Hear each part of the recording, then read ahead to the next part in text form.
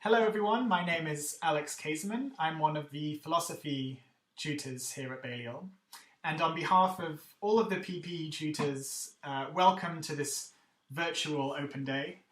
I know it's not ideal. We would have preferred, of course, to have been able to welcome you to the college in person. But I hope, nevertheless, you've been able to find out a bit about what life at Balliol and life at Oxford might be like. So, if you've made it this far, it's probably because you have some prior interest in philosophy or politics or economics, but you might be a bit confused about how the course works or about what all of these colleges are and how you're supposed to choose between them. So in this video, I want to say a bit about what PPE is all about and why I think it's a sort of interesting and valuable course to study. And secondly, why I think Balliol is a good place to study it and why I hope that you'll consider us when you're putting in your university applications in October. Okay, so why PPE? Why is this an interesting course, a useful course to study? So the first thing I'd say about PPE is that it's a truly interdisciplinary course. And this is really something that's been a sort of driving force behind the degree from its inception, this idea that there are certain questions or certain problems about the social world, about society, that can really only be answered from the point of view of three different but complementary disciplinary perspectives. So the perspective you get from philosophy, the perspective you get from politics, and the perspective you get from economics. And this is a feature of the degree that we take really seriously at Balliol and that we try and encourage wherever we can. So one thing we do, for example, is between your first and second years as a PPE student at Balliol, you'll be set a sort of summer assignment, which is a question that we have chosen quite carefully to be a question we think can be fruitfully approached from any of these three perspectives, these three disciplines, and maybe can even only be answered from the point of view of all three taken together. So last year it was, is work merely a means to an end? So getting people to think about whether there might be value to work that goes beyond its mere sort of monetary remuneration. The year before that, it was, what is the optimal human population of the Earth?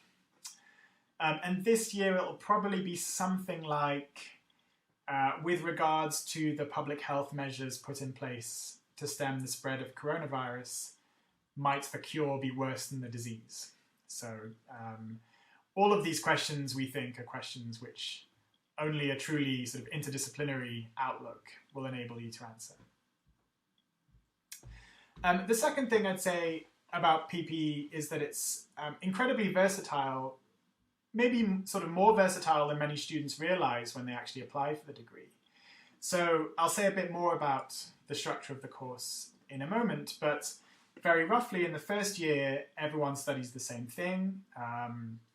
You study all three disciplines, philosophy, politics, and economics, and each of those subjects is divided into three components, and those sorts of give you the foundation from which to build your own route through the degree from then on. And so in the second and third years, you can really choose sort of radically different paths. So we have students who are studying things like formal logic and econometrics and game theory and banking and finance. We've got students who are studying Sartre and feminist philosophy and Marx and Marxism and Plato and Aristotle. We've got students who are studying things like international relations and developmental economics and the politics of China, the politics of Japan.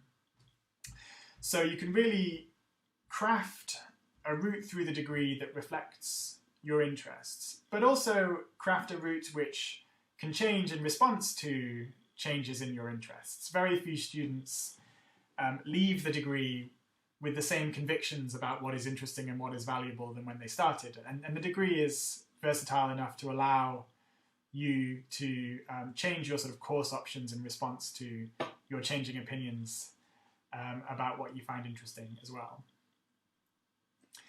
And thirdly, it gives you the knowledge and skills, I've said, to tackle modern day problems. So the PPE degree was first conceived of 100 years ago now by tutors at Balliol who were worried that the study of classics, so the study of ancient Greek and Latin and the literature of the classical world, wasn't adequately equipping students to deal with modern day challenges. And so the PPE degree came out of that. You know, it's not clear that the curriculum has always kept pace with changes in modern society, but still I think that the degree is very good at equipping students with the sorts of universal skills that are very helpful in all sorts of walks of life. So things like breaking down a problem into its fundamental components, things like seeing ideas in their proper historical context, seeing a problem from different points of view and empathizing with your opponents and seeing how they might see things differently. All of these things I think are sort of valuable skills in both professional and non-professional contexts after you leave university. Okay, so much for PPE, if you still needed convincing. Why do I think Balliol is a good place to study PPE? So I guess I should preface this by saying that the differences between colleges are probably exaggerated and that your experience of PPE at Oxford won't really differ all that much depending on which college you go to. But since you're here, since I have your attention, and since I'm biased, I might as well say a bit about why I think Balliol is a good place to study it. So as I've already mentioned, Balliol was the birthplace of the PPE degree 100 years ago now. So we are in the process of thinking about how to mark that centenary. The plan was to have an event in September, but of course, for obvious reasons, that might have to be replaced with various sorts of online events. But it was a project that was very much a Balliol project originally, and Balliol tutors and masters and fellows have played a very important role in reforming the curriculum in the 100 years since then. Perhaps because of that reputation that Balliol has, it has both the largest undergraduate intake, so between 12 and 14 students a year, and the largest teaching team, so depending on the year, between 10 and 12 PPE tutors at any one time. So there are 3 years, so that works out at about a ratio of 1 tutor for every 3 students, which is a sort of remarkable teaching ratio to have. That's great for lots of reasons, I think. One reason is that you get a real diversity of prior opinions and of backgrounds. We've got students from the UK and Ireland, of course, but also Italy and Germany and Lithuania and Israel, the United States, New Zealand, China, Hong Kong. At the moment, but of course in previous years we've had students from all over the place, India, Singapore, to name just a few. So that makes for a really sort of rich student body with lots of different opinions on lots of different questions, and that makes it a great place to study something like PPE. There are also lots of opportunities for getting involved with extracurricular things with a PPE kind of flavour. So one thing is the Cerberus Society, which is Balliol's PPE society. It's headed up by 3 triarchs who are in charge of organising things like annual dinners and lectures with public figures and academics in philosophy, politics and economics. And that's a great thing to get involved with and really contributes to the sort of intellectual atmosphere of the college. Things like Pathfinders, which provide funding for students to carry out academic activities in the holidays in the US and in in East Asia, and you get to stay with alumni and do various fun things like that. Future career prospects. So Balliol PPE students are remarkably well represented in all kinds of different sectors, including, of course, politics. So lots of politicians did PPE at Balliol, including Rory Stewart and Yvette Cooper and lots of other people. Journalism and broadcasting, so people like Robert Peston and Stephanie Flanders did PPE at Balliol. Public services, Sir Simon Stevens, who's the chief executive of the NHS, studied PPE at Balliol. The charity sector, Nada Al-Nashif, has recently been appointed the Deputy Secretary General of UNESCO for Human Rights. And also law and finance and teaching and academia. And we've got two very well-known West End theatre producers who are PP alumni at Balliol. All sorts of other things. I was recently looking through the list of professions that Balliol PPE students had gone on to do. And my favourite combination was farmer and poet, which I thought was a lovely combination. Sounds wonderful. I'd like to get involved in that. So as a sort of indication of the variety of different things that you can end up doing if you study PPE here. And finally, a rich academic tradition and an open and formal atmosphere. So every college has a sort of identity, a kind of self-conception, an idea of what makes itself special, of what sort of distinguishes itself from other colleges. For Balliol, I guess if I had to sum it up, it would be a combination of two things. One is a sort of strong tradition of social responsibility. PPists at Balliol have been sort of strongly linked with the establishment of a kind of political philosophy known as communitarianism, which, rather than thinking of individuals as merely individuals, rather places greater emphasis on the relationship between individuals and their communities and their wider societies, and thinks about what kind of duties and responsibilities individuals bear to their communities and their wider societies. So people like Michael Sandel and Charles Taylor and Adam Swift have been sort of instrumental in the development of this kind of approach, who all have links with Balliol of one form or another. This is also sort of reflected in past sort of leaders, or masters as we call them, of the college, including people like Benjamin Jowett, who was the master of the college in the late 19th century. And he's very well known for two things. Firstly, for opening up Oxford to a much broader range of people and really establishing the idea that admission to Oxford should be purely on the basis of academic merit, which is something that's obviously true of the university now, but wasn't true for much of the university's history. And Benjamin Jowett's really instrumental in driving those reforms. The second thing he's known for is the close relationship between tutors and students, which forms the basis of what we now know as the tutorial system. This idea that learning best happens not in the context of a lecture where the tutor is speaking and the students are listening, but rather in the form of a sort of meeting of minds between tutors and students, a kind of collaborative exercise where it's the student and the tutor against the problem rather than the tutor versus the student. That kind of approach to learning is something that's a fundamental part of Oxford today, and that was really driven by Balliol tutors and Benjamin Jowett in particular.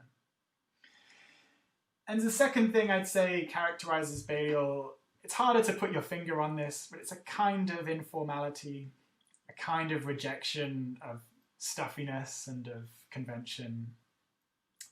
You can walk on the grass, for example, at Balliol.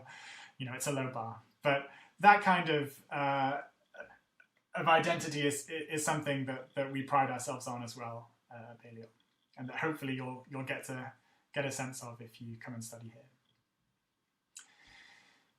Okay, how does the course work?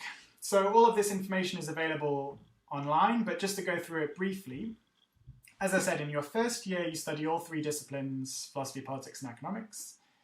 And in philosophy, it's divided into logic, which very roughly is a sort of formal study of what makes for a good argument. General philosophy, which is a sort of whistle-stop tour of the major themes of Western philosophy since ancient Greek philosophy.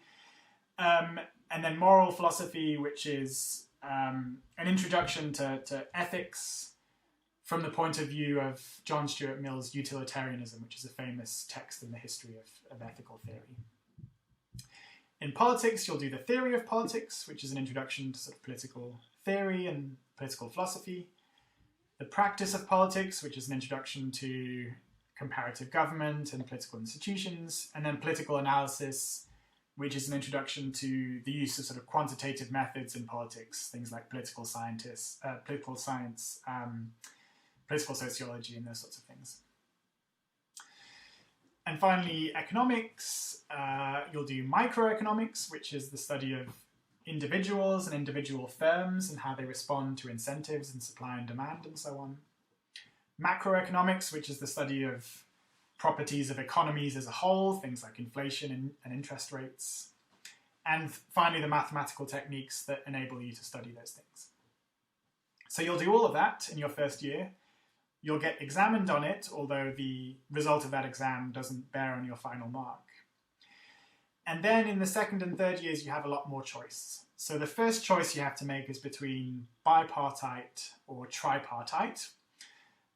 In other words, you need to choose whether to continue with just two of the three subjects or continuing with all three. And most students will go for the former option. So they'll choose two subjects and study those in depth, rather than carrying on with all three.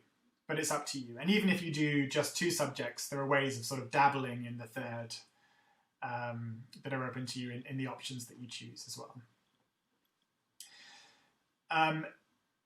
The way that philosophy and politics works in your second and third years is that there's a set of core papers, and you have to choose two core papers. And then there are loads and loads of optional papers that you can take after that. In economics, it's a bit different. There's no core papers, but there are prerequisites. So, for example, if you want to do developmental economics, then you have to study, I guess, macroeconomics before that. So there are no core papers, but there are certain things you have to study before you can study other things. But apart from those restrictions, you have complete free choice of a lot of optional papers, something like 50 or 60 optional papers. And you can see the full list of those on the Oxford PPE website, which I'll give you the link to at the end of the talk. And finally, so what do I need to get in? What do I need to get an offer of a place to study PPE at Oxford? So really, there's only two things you need. The first is 3 A's at A-level, or the equivalent in whatever examination system you're in. Of course, you don't need those at the time you apply, but you need to be predicted those. And your offer, if you don't have 3 A's already, your offer will be conditional on you receiving 3 A's at A-level, or the equivalent. Those can be in any subjects. So we definitely do not require students to have studied philosophy, politics, or economics at school before they apply to do PPE. One obvious reason for that is that not all schools offer these subjects for A-level. But also the way that we teach it doesn't presuppose any prior knowledge in any of these things. So we really do teach it from scratch. Of course, the pace goes quite quickly, but we teach these subjects from scratch. So we don't assume any prior knowledge in these things. So your A-levels can be in any subjects. Sometimes students ask us which are the best subjects to choose. What we tell them is that of all of the subjects, maths is probably the most useful. for studying PPE. It really helps with the more mathematical parts of economics and also of things like logic and the quantitative sort of methods in politics. So we recommend that students study maths, but it's not compulsory, and we won't throw out your application if you haven't studied maths at A-level. Other subjects that are useful, things like history and English, any subject that requires you to sort of analytically develop an argument in academic prose and defend that argument in response to certain sorts of objections, those sorts of subjects are going to be useful as well. But again, they're not compulsory. Any subjects are fine as long as you have 3 A's predicted at A-level.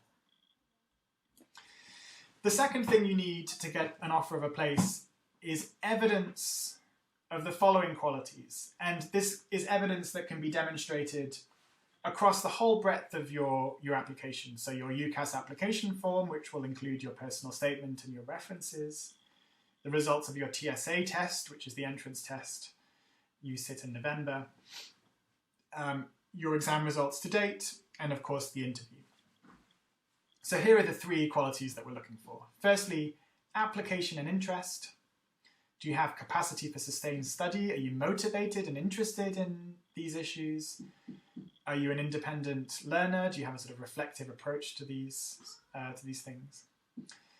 Secondly, reasoning ability. Are you able to analyze and solve problems using various different sorts of approaches? Can you assess relevance? Can you critically assess arguments? Are you flexible in your sort of willingness to consider alternative views? And finally, communication. Are you willing and able to express ideas clearly and effectively, both on paper and orally? Are you able to listen to comments and take those comments on board and give considered responses to questions? All of those sorts of things. So 3 A's at A-level and evidence of excellence along these 3 criteria. That's it. That's all that we're looking for. So in particular, we're not interested in what school you went to, or whether you were captain of the football team, or what sorts of extracurricular activities you've been involved in, except insofar as those things bear on these 3 application criteria. Those are the things that we're interested in. So the aspect of the admissions process that I think people find the most daunting, maybe for understandable reasons, is the interview. So maybe I can say just a few more words about the interview and how that works. So really the interview is designed to be a kind of mini tutorial. The sort of thing that we'd do with actual students for their weekly tutorial. And people do interviews in lots of different ways, but very roughly the standard model is we'll start by introducing you to something new, something you won't have encountered before. That might be a particular passage of text. It might be a particular concept like validity or profit margins. Or it might be a sort of question or problem that you haven't considered before. And basically what we'll invite you to do is work through that problem or work through the text or work through the concept by asking various questions which will encourage you to refine your thoughts about these things. And often the questions start off very sort of open and maybe easier, and they get more specific and maybe harder as the interview goes on to really test how you're thinking about these things. So all of that's quite abstract, so maybe let me give you an example. This is not an interview question I've actually used, but it's very similar to questions I've actually used in the past. So here's the question. Imagine that you are the ruler of a country that has a bad litter problem. You know for certain, and you really do know for certain, that if you were to make littering a crime punishable by death, no one would litter. So no one would be convicted of this crime, and so no one would be put to death. Would you pass a law making littering a crime punishable by death in such conditions? So the thing is about this question, and that's why I've chosen it, of course, is that whatever answer you give, I can raise various objections to your answer that put some pressure on the position that you've adopted. And so that's normally what we'll do. So the student will opt for one answer or another. I'll raise various objections. And then what I'm looking for is, can the student appreciate the force of the objection? Can they defend their answer in response to the objection? But also, can they refine their view or revise their view, or maybe even change their mind completely in response to the objection? And generally, do they end up in a sort of more sophisticated place than where they started in response to the sorts of questioning that you do in a normal tutorial? And we're really interested not in how much you already know, because students will have encountered very different amounts of philosophy, politics, and economics before coming to interview. So we're not really interested in how much you already know. We ask these questions because we're interested in how you think and how you approach these problems generally. And so that's what we're testing for in the interview. Okay, that's basically all from me. A few resources for you to look at here. So there's the PPE at Balliol website, the PPE at Oxford website. If you're interested in the sorts of things we get up to in our research, I've put some links here to various things that Balliol PPE tutors have been involved in. So Dan Susskind's TED Talk on the Future of Work, Sadir's lecture on how the French think, Dan Butt's podcast appearance on reparations for historical injustice, and a lecture I've given on time travel should give you a bit of an indication of the sorts of things that we think about and the sorts of things that you might think about as PPE students at Oxford. I hope that's given you some insight into the degree and how it works. There are various two question and answer sessions scheduled on both of the open days. I hope that you'll be able to join us for that if you still have questions, and I hope to virtually meet some of you at those. Thanks very much for listening.